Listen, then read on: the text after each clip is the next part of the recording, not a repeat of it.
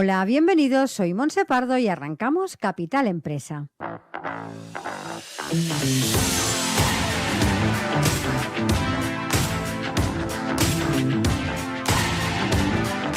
Cada día de lunes a viernes os estaremos acompañando de 12 a 1 del mediodía para hablar, como siempre, de empresas, de emprendedores y de comercio.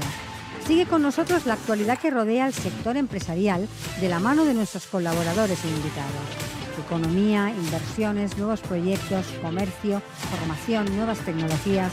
Como siempre, Capital Empresa, dando voz a tus necesidades.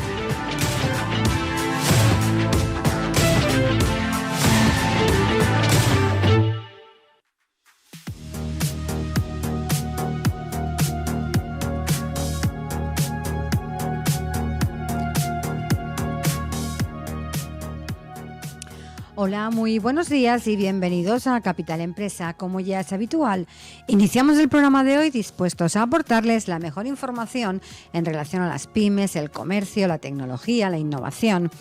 Y para empezar el programa de hoy hablaremos del sector inmobiliario y de PropTech, y lo haremos con el CEO y fundador de BrickBro. Y continuaremos hablando de talento senior con el director del Centro de Investigación Agenomics de Fundación Mafre. Así que arrancamos.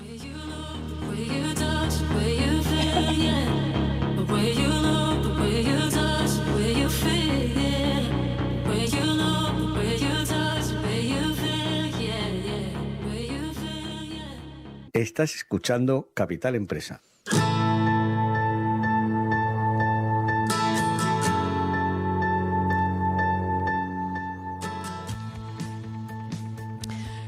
España revalida su posición como potencia PropTech a nivel mundial. El inmobiliario, que mostró cierta resistencia a la digitalización, parece que ha superado definitivamente sus recelos y que apuesta por la innovación para construir un sector más fuerte, más estable y, sobre todo, más alineado con el contexto global en el que empresas y ciudadanos quieren interactuar digitalmente. Y precisamente del sector inmobiliario y de PropTech hablaremos con Guillermo Prekler, el CEO y fundador de BrickBro. Guillermo, buenos días y bienvenido. Hola, buenos días. Muchas gracias por la invitación. Hola, Guillermo. Disculpa, te oímos bien, pero no te veo en imagen. Pues, a ver, ¿qué está pasando? Bueno, me sale la pantallita en negro. Ahora te veo. Ahora un poco mejor. Perfecto, ahora sí que te veo. Muchas gracias. Bueno, bienvenido al programa, Guillermo. Para empezar, cuéntanos, para que os conozcan un poquito más nuestros oyentes, ¿qué es BrickBro? BrickBro es una plataforma que facilita la compraventa y el alquiler de locales comerciales, oficinas y naves industriales en las principales ciudades españolas. Y básicamente lo que hemos desarrollado es una tecnología que nos permite identificar esos mejores potenciales usos o actividades comerciales detrás de cada local. Y con esos locales, o sea, con esos usos o actividades potenciales, lo que buscamos es simplificar la forma en cómo se compra y vende un local comercial, haciendo una compra mucho más rápida y además garantizando el mejor precio. ¿Cuáles son los principales servicios que vosotros ofrecéis desde vuestra plataforma? ¿Es compra y venta, también hay alquiler? ¿Cuáles son esos servicios? Sí, compra-venta, alquiler. Y luego también, relacionado con la compra-venta o el alquiler, ofrecemos servicios transaccionales que facilitan esta transacción principal, ¿no? Como pueden ser mudanzas, seguros, limpieza, cualquier otro servicio. Y ya nos decías al inicio que la tipología de inmuebles en los que vosotros estáis especializados son todo tipo comercial, ¿verdad? No es un particular. Exacto. Nosotros no estamos especializados en residencia, en producto residencial, sí. Lo que tocamos es todo producto comercial y además muy enfocados en lo que es producto de particulares, ¿no? Uh-huh. Lo que buscamos es desintermediar la transacción comercial entre particulares. Ajá. A ver, vamos a hacerlo de un modo práctico. Imagina que yo tengo un local por vender y me pongo en contacto con vosotros. ¿Qué pasos deberíamos seguir tanto vosotros como yo para lograr vender ese local? Al final el propietario lo que hace, el propietario de un local, lo primero que hace es contactar con nosotros, puede hacerlo pues, por distintos canales, la más común siempre es a través de nuestra plataforma, entonces ahí nos deja los datos de la propiedad que quiere vender y sus datos de contacto y con eso nosotros hacemos un análisis del activo que quiere vender, primero analizando esas actividades comerciales que encajan mejor y los usos futuros y luego dando un precio sobre el valor real de ese activo en el momento de mercado, ¿no? En ese momento de mercado. Y con eso el propietario decide si vender o no con nosotros. Si decide vender, pues firma un contrato con nosotros, conforme nosotros tenemos digamos, el derecho a poder vender su propiedad. Y básicamente el propietario no ha de hacer nada más hasta el momento en el que exista un interesado en querer comprar o alquilar ese local, que entonces lo que haremos es ponerle en contacto con el propietario para que cierren la transacción y nosotros lo que haremos es dar asesoramiento o apoyo en todo el proceso, ¿no? Esto es por el lado del propietario. Y por el lado del comprador o el inquilino, lo que nosotros estamos haciendo es facilitar al comprador o el inquilino la transacción. Es decir, si nosotros hoy un local comercial se analiza como local comercial y nosotros lo que hacemos es entender la demanda en base a su uso o actividad futura. Es decir, el que quiere montar una panadería, pues lo que vamos a hacer es ofrecerle locales para panadería, ¿no? El que quiere montar una farmacia, pues para farmacias. Y entonces lo que hacemos es ayudar a que el comprador o el inquilino no se equivoque, buscando su local y por otro lado que entienda que el local está adaptado a las necesidades que él tiene, ¿no?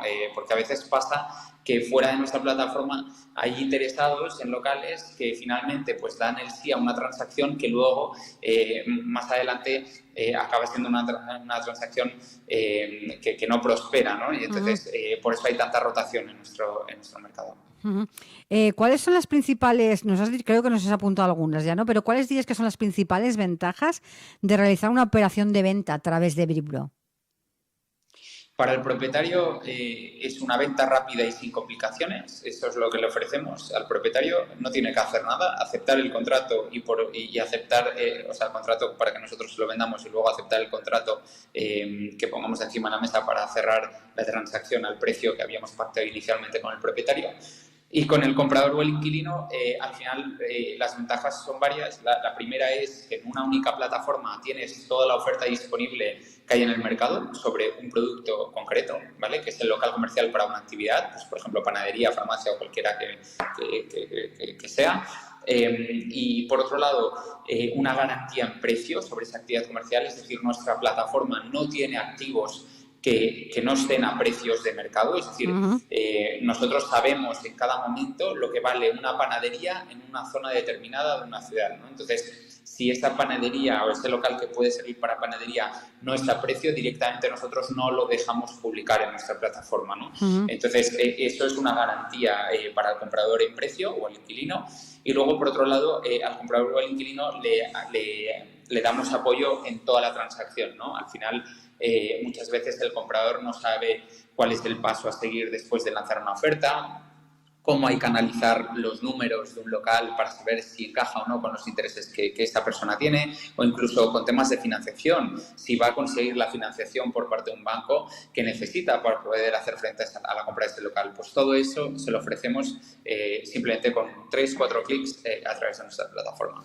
Y una consulta, ¿vosotros hacéis cargos de la transformación de ese local? Es decir, yo tengo un local que a lo mejor lo tengo completamente en desuso y cerrado y lo alquilo, mira, siguiendo tu ejemplo, para una panadería. ¿Vosotros hacéis la transformación en ese local, las obras, o lo recondicionáis para que se transforme en ese local que yo estoy buscando? No, nosotros no ejecutamos la reforma, lo que hacemos es preparar un proyecto para que el comprador la ejecute. Al final, siempre lo que hacemos es facilitar todo el análisis y el proyecto que hemos planteado sobre cada local al comprador, y el comprador es el que decide, sabiendo el coste, si ejecutar o no ese proyecto, ¿no? Al final es un trabajo que digamos, lo dejamos en bandeja para el comprador, pero nosotros no lo ejecutamos porque ejercemos el papel de intermediario, ¿no? En la propia plataforma. Entonces, no queremos involucrarnos en ningún proceso físico, ¿no? de venta del local. Ujú.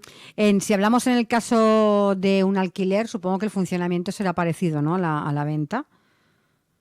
Exacto. El funcionamiento es muy similar. Lo único que suele cambiar es el precio, el plazo, el plazo por operación. Al final estamos hablando de que de media nosotros los alquileres los cerramos en 25 días, desde que publicamos un local hasta que hay un interesado que firma el contrato para quedarse con ese local. Esto en alquiler son 25 días y en venta estamos alrededor de unos 57, 60 días, ¿vale? Entonces estamos hablando de que estos tiempos son hasta 6 o 8 veces más rápido que la media en el mercado para un producto de las mismas características, ¿no? Y esto se debe sobre todo al proceso tecnológico que hay detrás, ¿no? A la plataforma que hay detrás y todo el análisis de esos potenciales usos o actividades. Guillermo, ¿cómo nos definirías el perfil de vuestro cliente? Porque sí que trabajáis de una forma muy digital y me gustaría saber si los clientes que se acercan a vosotros también son, para decirlo así, digitales. La verdad es que hay un poco de todo. Es verdad que hay un target que funciona, digamos, que trabaja mucho con nosotros y que creemos que le damos un buen servicio, que es este target que sí que está acostumbrado a trabajar con nuevas tecnologías, pero bueno, es básicamente pues, un smartphone, ¿no? o un ordenador y investigar, como hoy puedes investigar un vuelo, puedes investigar también los locales que hay en una zona determinada, ¿no? A través de nuestra plataforma. Luego es verdad que nosotros nos adaptamos muy bien a todo tipo de edades o perfiles de cliente, porque al final todo lo que a lo que no llega a nuestra tecnología o digamos o lo que supera la tecnología a un tipo de perfil de cliente le podemos dar apoyo de una forma totalmente manual y offline, ¿no? A través de un servicio personalizado de atención al cliente, ¿no? Nosotros existen esas dos posibilidades: comprar de principio a fin un local a través de nuestra plataforma 100% online y tienes la opción también de en algún momento asesorarte de forma pues offline, que esto es a través de llamada con alguno de nuestros asesores que son expertos. Guillermo, para hacer un poquito de historia, cuéntanos de dónde surge la idea de crear Brickbro. Bueno, Brickbro surge primero inicialmente yo monté una empresa de compraventa de plazas de parking a los 16 años. Estuve 3 años vinculado a ese negocio, entonces yo creo que mi inquietud por el sector viene ya desde muy pequeño. Ahí compraba las plazas de parking y lo que hacía era ofrecer digamos, la mejor plaza de parking a cada vecino, ¿no? Porque el vecino lo que tenía era dificultades para encontrar la plaza de parking desde el sofá de su casa, porque el portal inmobiliario para plazas de parking hace 5, 6, 7 años no existía prácticamente y por otro lado había muy poca agencia tradicional vinculada a la plaza de parking, ¿no? Porque es un negocio que no suele dar mucho margen. Entonces, digamos, por ahí empezó mi atracción dentro del sector y luego yo, unos años más tarde, pues decido montar Brickbro, digamos, ya hace más de 3 años y entonces básicamente empezamos con un modelo que estaba vinculado a lo que eran locales comerciales, calles secundarias para reposicionar tipo loft o cambios de uso residencial. En eso nos volvimos especialistas y poco a poco hemos ido creciendo en tipologías de activo hasta hacernos con digamos, especialistas en todo tipo de locales comerciales, ¿no? Desde los que están en calles secundarias a los que están situados en posiciones más prime, ¿no? En calles principales. Y esa es un poco la historia. Empezamos, digamos, el primer año cerrando unas 20 transacciones hasta el día de hoy que tenemos pues, más de 1000 operaciones en la plataforma. Estamos transaccionando cada mes varias decenas de activos. Entonces, al final somos un equipo de 35 personas distribuidos, digamos, dando servicio en 15 o 20 ciudades en España. Entonces, la verdad es que hemos crecido muy rápido en los últimos 3 años. ¿Cuál dirías que es vuestro valor añadido frente a otras propuestas que nos encontramos en mercado? Pues al final, primero que nos hemos convertido en especialistas y especialistas en locales comerciales en un país como España pues prácticamente no existen. Hay muy pocos y los que existen son súper locales. Entonces nosotros somos especialistas en locales, por un lado. Segundo, digitales, que esto es muy importante porque lo que nos permite es llegar a un tipo de dato y analizar un tipo de activo de una forma que manualmente implicaría cientos de horas de trabajo, entonces sería inaccesible si no fuese con tecnología propia o como la que hemos desarrollado. Entonces, este punto también es clave. Y el tercer punto que creo que nos ha convertido, se ha convertido en una ventaja competitiva respecto a otros players, es que al final buscamos desintermediar este sector, que al final digamos, es muy distinto al residencial. Es decir, en el residencial digamos, el API tiene un papel fundamental, pero hay muchos APIs que son especialistas en residencial, en producto residencial, que están intentando de vez en cuando tocar algún local comercial, ¿no? Y hay que entender las diferencias de que la forma en cómo se vende o se alquila un local comercial son muy distintas a la forma en cómo se alquila o se vende un producto residencial, ¿no? No necesitan el mismo trato, no es publicar 4 fotos, hacer un análisis sencillo y generar demanda. Detrás de un local comercial hablamos de que hay varios cientos de usos o actividades distintas y analizar una a una implica muchos costes a nivel técnico, ¿no? Para analizar a nivel técnico un producto, costes a nivel de oferta y demanda, hay que conocer muy bien el mercado, y costes a nivel jurídico para analizar pues, las distintas cargas o afecciones que pueda tener un local. Entonces, todo eso nosotros hoy lo hacemos con tecnología y nos permite ser muy rápidos. Guillermo, si hablamos en general, ¿en qué momento dirías que se encuentra el sector de la compra-venta y alquiler, hablando principalmente de locales? Porque vimos, por ejemplo, durante pandemia, cómo se cerraron muchos locales y ahora estamos viendo un repunte en que se vuelven a abrir y que vuelve a haber interés por estos tipos de inmuebles. ¿Cómo dirías que estamos en este momento?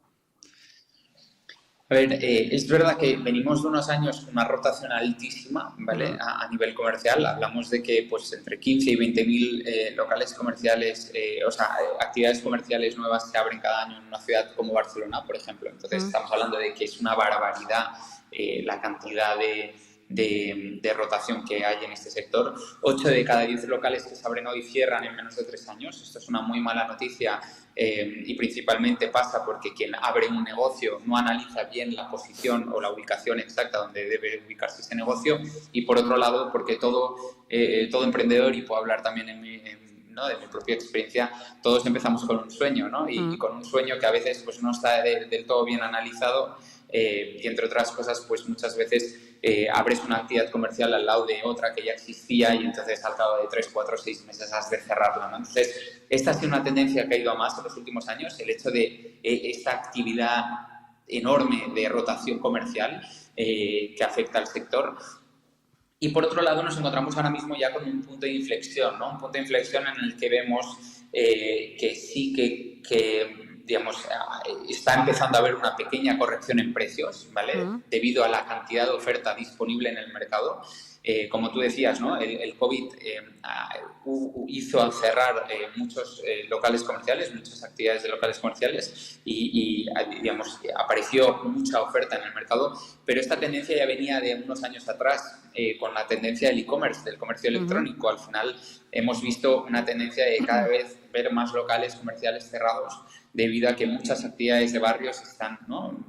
Compraventa de prendas o, digamos, muchísimas actividades comerciales que se han ido directamente al canal online, ¿no? Entonces, yo creo que es una tendencia que está allí. Por otro lado, han habido tendencias de nuevos usos que se están instalando dentro de los bajos comerciales de las grandes ciudades, como pueden ser oficinas en los bajos, todo lo que es almacenamiento última milla, con trasteros o almacenes para las grandes empresas de e-commerce, ¿no? Tipo Amazon. Entonces, al final, yo creo que tenemos ahora un impasse, un punto de inflexión que es muy bonito, porque al final nos deja entrever que en los próximos años vamos a tener una corrección en precio de estos locales que hará que mucha de la demanda que hoy no se anima a comprar y solo se anima a alquilar, empiecen a comprar este tipo de productos, porque serán oportunidades de inversión sin duda frente a otras del sector como puede ser el residencial. Y si nos referimos al PropTech, decía al inicio, ¿no? que en España es una tecnología y un sector que se está consolidando. ¿Cómo crees que está evolucionando en nuestro país? Al final, obviamente el mundo PropTech ha hecho un boom en los últimos 5 o 6 años. Hablábamos de pocas decenas de startups, ahora cientos, ¿no? Muchos cientos de startups que operan en este sector. La verdad es que yo creo que esto es muy positivo para todos los que trabajamos dentro de este mundo. Al final, ¿no? que ideas innovadoras con una base tecnológica tengan cada vez más fuerza dentro de un sector que ha sido muy tradicional, ¿no? Y que durante muchos años ha estado navegando con muy poca tecnología. Yo creo que esto es muy positivo. Creo que el sector ha evolucionado mucho gracias a empresas PropTech, ¿no? que se han hecho muy fuertes. Y bueno, yo creo que al final lo importante ahora en los próximos años es ver cómo conviviremos, ¿no? Las empresas que somos más tecnológicas con las que son más tradicionales, ¿no? Porque al final yo sí que soy de los que creen que al final pues hay hueco para todos. Estamos hablando de un mercado que es inmenso, pero por otro lado, al final yo creo que todo pasa por llegar a acuerdos, ¿no? Y a consensos entre unas empresas y otras, porque hay unas que carecemos de experiencia o de conocimiento del mercado, como pueden ser las empresas tradicionales que llevan mucho tiempo en este sector, y ellas igual carecen de ideas más innovadoras o de herramientas más tecnológicas que puedan hacer un bien dentro de este mundo, ¿no? Entonces, al final, yo creo que este es un poco el punto en el que nos encontramos ahora, pero sin duda yo creo que es muy positivo tener cada vez más startups dentro de este mercado, y creo que es una tendencia que va a ir a más, ¿no? Entonces, bueno, yo creo que seguirá pasando. Guillermo, recientemente habéis participado en la Feria de District que se celebró en Barcelona el pasado mes de octubre y en la que fuisteis premiados con el premio a la mejor startup PropTech en la que invertir. ¿Qué ha significado para vosotros este reconocimiento? A ver, The District al final nos ha dado muchísima repercusión. Sin duda es un premio que no ha sido el primero, porque al final era el primer evento que se hacía de District, ¿no? Pero bueno, en principio de muchos más ya han garantizado la segunda edición. Entonces, de alguna forma, pues ser parte, ¿no? de un evento que busca ser la referencia de este sector en el sur de Europa, pues es clave para nosotros también. Y bueno, y la verdad es que el impacto, sobre todo lo que os digo, ha traído mucha repercusión por los distintos canales y redes que utilizamos. Y bueno, la verdad es que muy contentos de además haber sido premiados al lado de otras empresas pues tradicionales y mucho más grandes, ¿no? Hablamos de grandes fondos que fueron premiados también y algún servicer. Guillermo, ya para ir finalizando, ¿cuáles son ahora vuestros próximos objetivos? Bueno, al final estamos en un mercado que llevamos ya unos meses, ¿no? que está cambiando, que está dejando entrever datos que antes no teníamos de cosas que parece que van a cambiar. Empezamos a ver ese impacto, entonces yo creo que van a ser unos 12, 18 meses que tenemos por delante, que a nivel de mercado sin duda van a ser un reto más que ya nos dejó en su día pues el COVID, por ejemplo, en nuestro mercado. Y bueno, y que nos estamos preparando para este momento. Al final, ahora mismo nuestros grandes focos son seguir haciéndonos fuertes en un mercado como España, a la vez que estamos abriendo ahora Francia, que es un mercado que para nosotros en principio va a ser muy importante.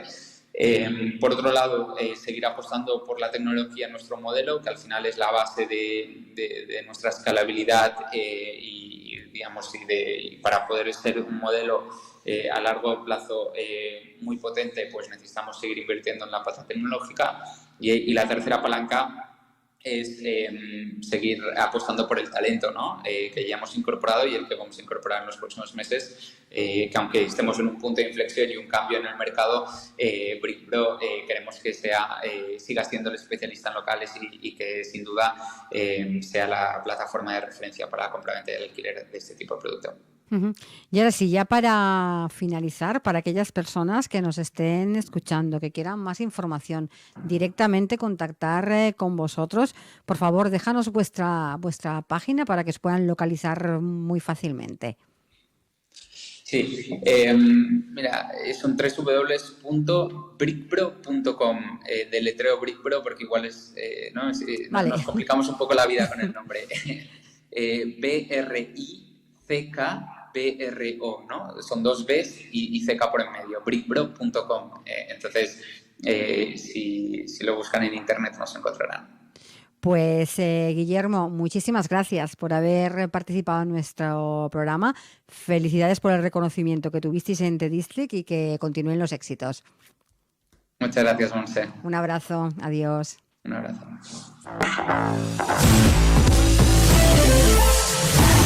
Estás escuchando Capital Empresa, un programa dirigido al comercio, la pequeña y mediana empresa y a los emprendedores. Capital Empresa, donde damos voz a tus necesidades.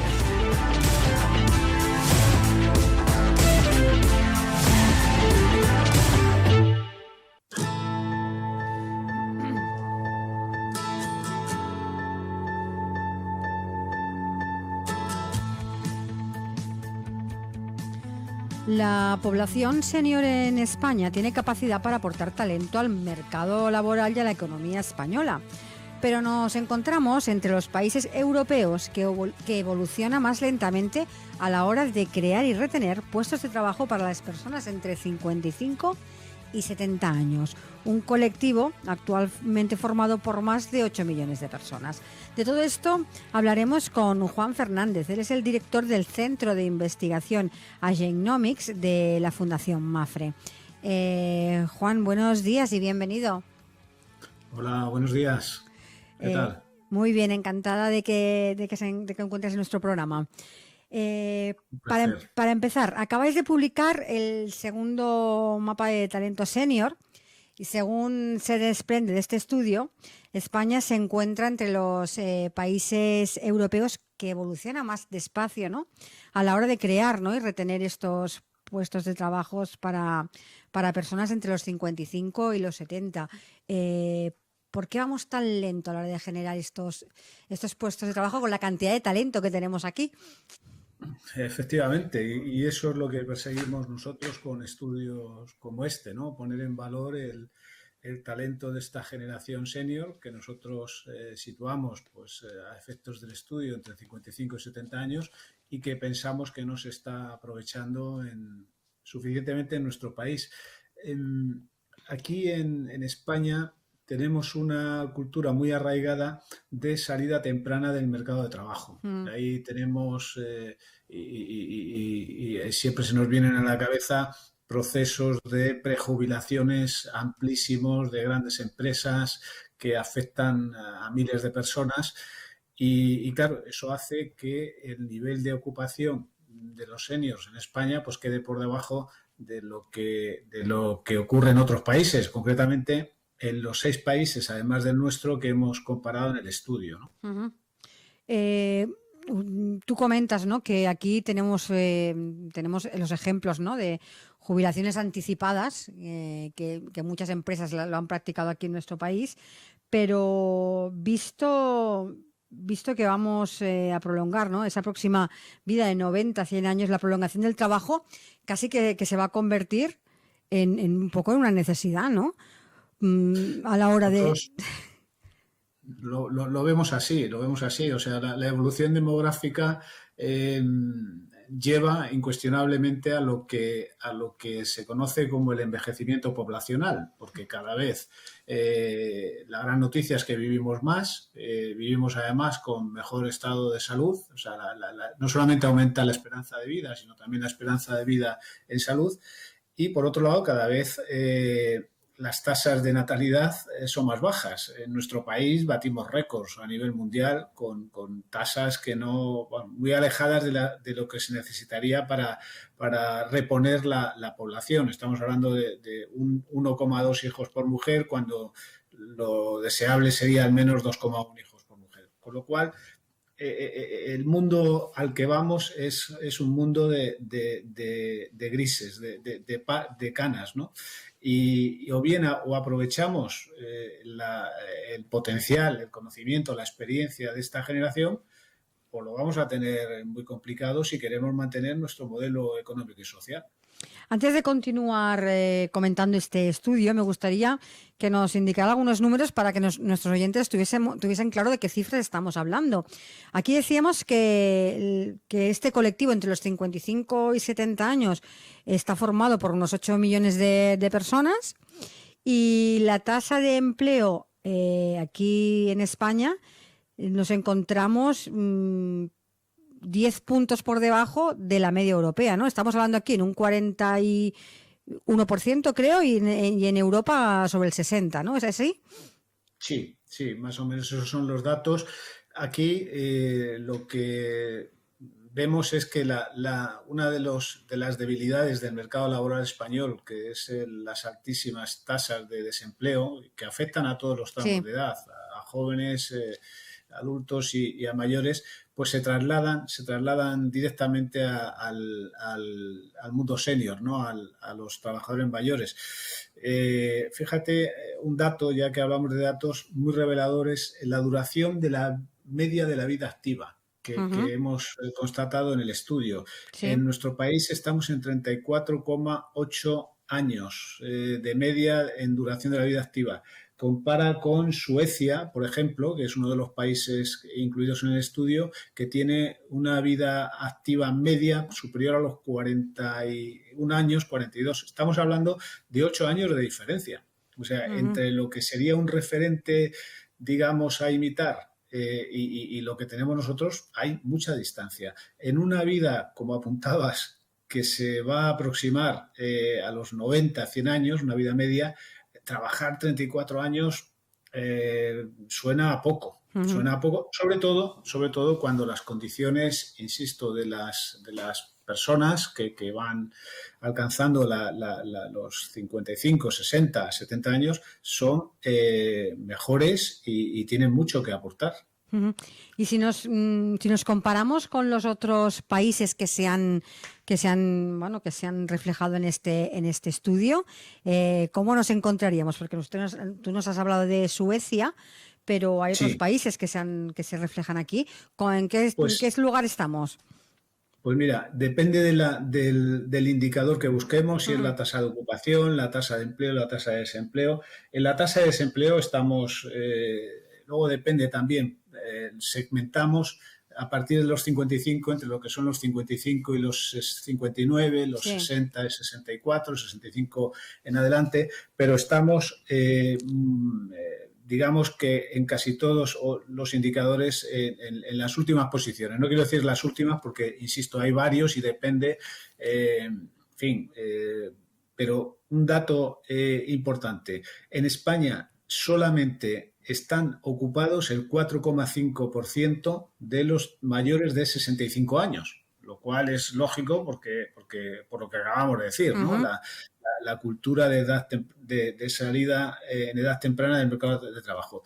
La media en Europa, no solamente en los 7 países analizados, sino en toda Europa, según Eurostat, está en el 9%. Es decir, trabajan en nuestro país la mitad de lo que lo hacen en la media de la Unión Europea, lo cual, bueno, pues nos da una idea del recorrido que tenemos. No se trata de obligar a que la gente se mantenga activa más allá de lo que sus circunstancias y sus preferencias personales le digan. Simplemente facilitar que aquellos que se encuentren en condiciones y estén en disposición de seguir teniendo una participación en la vida activa puedan hacerlo. Tú comentabas, ¿no? No es obligatorio, pero vamos a hablar de la mentalización y de la cómo está mentalizado esa persona que llega a esa edad, a los 60, a los 65, para seguir trabajando, porque hemos dicho que tenemos aquí una mentalidad de muchas jubilaciones anticipadas, de pocos años trabajando y una vida laboral corta comparada con otros países, pero las personas que ahora se encuentran en ese franja de edad, ¿están dispuestos a seguir trabajando? ¿Cómo estamos de concienciación? Pues también ahí tenemos mucho recorrido. Tenemos mucho recorrido. Nosotros decimos que para aprovechar el talento senior es necesario que todo el mundo haga cosas. Cuando digo todo el mundo me refiero a los poderes públicos. Tienen que establecer un marco normativo que facilite la continuidad de la vida laboral de quienes así lo decidan. Las empresas tienen que hacer cosas, tienen que cambiar este prejuicio que muchas existen respecto a los trabajadores mayores. O sea, muchas empresas cuando no todas, afortunadamente, y este es un movimiento que se va abriendo camino, consideran que cuando una persona ha cumplido pues esos 55 años, pues de alguna manera está ya de salida y bueno, pues tampoco merece mucho la pena invertir en su formación, etcétera, etcétera. O sea, las empresas tienen que cambiar el chip y los propios ciudadanos tienen que creérselo. Los propios ciudadanos tienen que tomar conciencia del importante papel que todavía tienen que jugar, tienen que elevar su autoestima. Muchos se ven a sí mismos cuando alcanzan esas edades como trabajadores maduros, como con menos peso, con menos importancia. En fin, eso hay que cambiarlo y es un cambio cultural el que se precisa. Llevará algo de tiempo, pero los tiros tienen que ir por ahí. Ahora que nombrabas la formación, hay también un dato que me parece también interesante de comentar, en la que hacéis mención en vuestro estudio, que es el nivel educativo de los seniors. Es decir, mientras que en el resto de países predominan estos seniors con un nivel medio de estudios, en nuestro país los mayoritarios tienen estudios básicos. Esto también es un punto que me gustaría que nos comentases. Sí, también es una debilidad, ¿no? Porque está claro, y esto se da en el segmento de trabajadores maduros, pero también en cualquier otro, que hay una relación directa entre el nivel de estudios y el nivel de ocupación, o inversa en el nivel de desempleo. Es decir, a mayor nivel de estudios de la población trabajadora, menor nivel de desempleo. Eso está, yo creo que constatado empírica y seguramente científicamente. Bien, en España ocupamos el segundo lugar por la cola en los 7 países analizados en cuanto a nivel de estudios, porque un 40% de los trabajadores mayores españoles tienen solo estudios primarios, mientras que, como apuntabas, en el resto de países el mayor peso lo tienen los estudios secundarios, ¿no? Seguidos de los estudios universitarios. Ahí, en este punto, solo nos gana, vamos a decirlo entre comillas, Portugal, ¿no? Que tiene un nivel de estudios primarios todavía más amplio, de un 60%, pero evidentemente ese es un factor que hay que tener en cuenta y que nos debe llevar, justo a lo que decía antes, a pensar seriamente en la necesidad de seguir dando formación a los trabajadores maduros para superar esos gaps que salen con frecuencia en los medios, ¿no? Por ejemplo, el tema digital, ¿no? Hay que insistir en formar a los trabajadores mayores, incluso a las personas mayores en general, en superar las barreras digitales, porque si no van a quedar marginadas en el mundo en el que estamos. Sí, también otro dato que, para ir comentando un poquito más acerca de este estudio, aquí somos el país donde más ha crecido, sabemos las tasas de paro que nos movemos, y tú lo comentabas al inicio, que más ha crecido el paro senior, es decir, personas que sí quieren trabajar pero que están desempleadas porque no encuentran trabajo. En los hombres un 149 y en las mujeres un 220. Sí. Me parecen tasas altísimas. Sí, son tasas altas, es verdad, pero la comparación está hecha entre 2020 y 2008, justo antes del inicio de la crisis financiera, claro, ¿no? Que es cuando estábamos con un nivel de ocupación mayor. Un dato que acabas de comentar es que el paro femenino ha crecido más en España que el paro masculino, y aquí somos una excepción, porque en el resto de países ocurre lo contrario, o están más igualados o es el paro masculino el que más ha crecido, ¿no? Pero sí, bueno, ese es insisto, esa es la debilidad que tenemos, ¿no? También hay un efecto, digamos, de inercia demográfica, ¿no? En la medida en que la sociedad va envejeciendo, digamos que vamos entrando más en las edades altas, más de 55 años, el peso de los parados de esas edades sobre el total aumenta. Porque hay que decir una cosa, que ya salía en el primer mapa del talento senior que publicamos el año pasado en el Centro Genomics de Fundación Mafre, y es que las tasas de desempleo de los seniors son más bajas que la media de la población total. Es decir, ¿por qué? Porque todavía hay poca gente, digamos, interesada Claro. en mantenerse activa. En lo que hablábamos de la concienciación, todavía nos tenemos que acostumbrar a seguir buscando empleo cuando entramos en esta fase.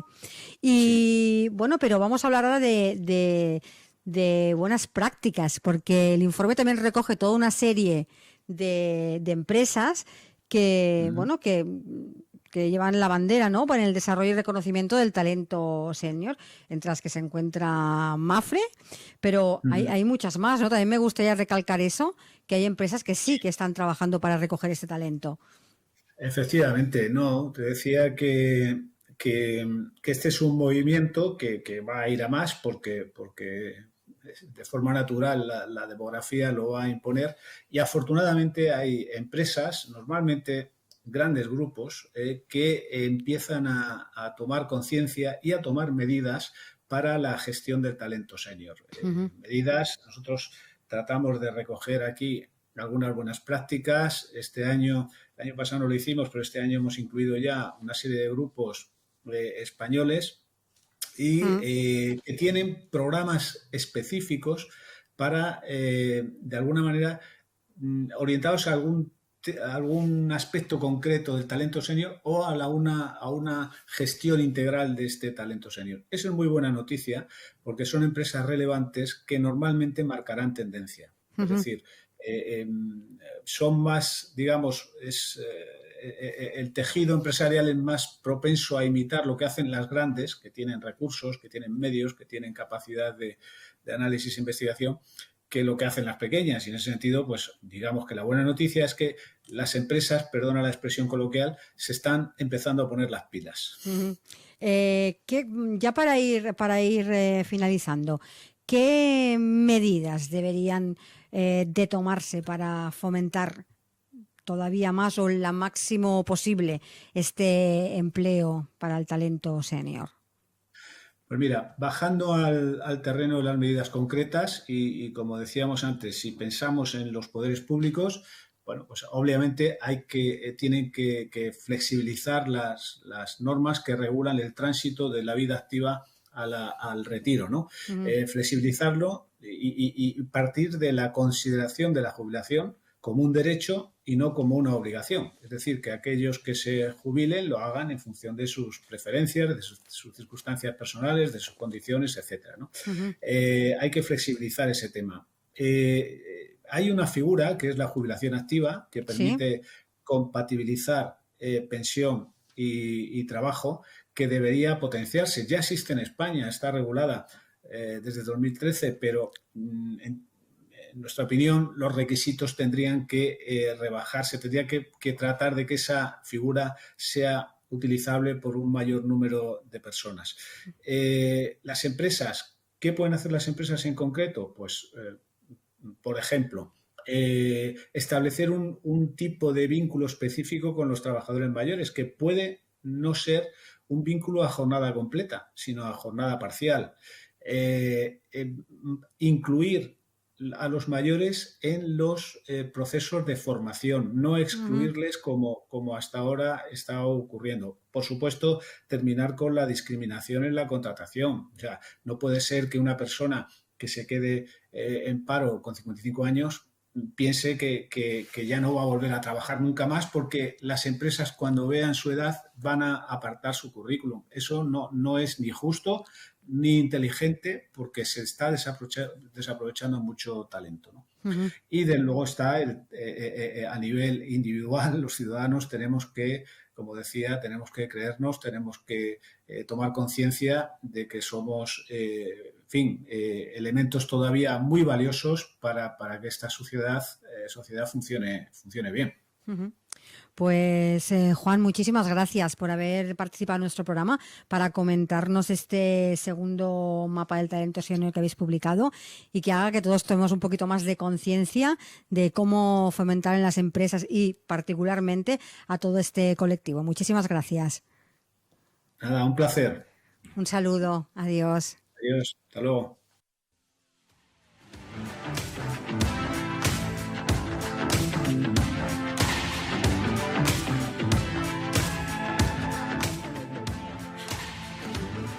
Y hasta aquí nuestro programa de hoy, como siempre. Muchas gracias por acompañarnos y les recuerdo que les espero de nuevo mañana a las 12 del mediodía con más colaboradores y nuevos invitados aquí en Capital Empresa. Hasta mañana y feliz día.